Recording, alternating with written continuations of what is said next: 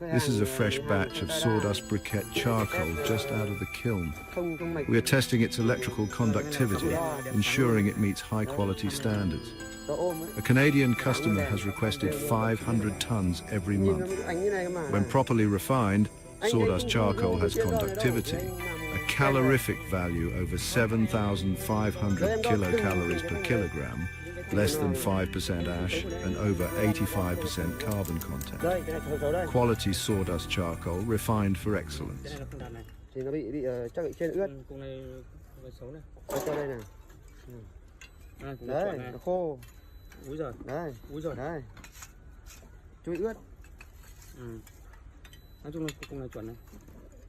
Đây có những ướt này. Đây dưới đây này. Không, cùng này không được rồi.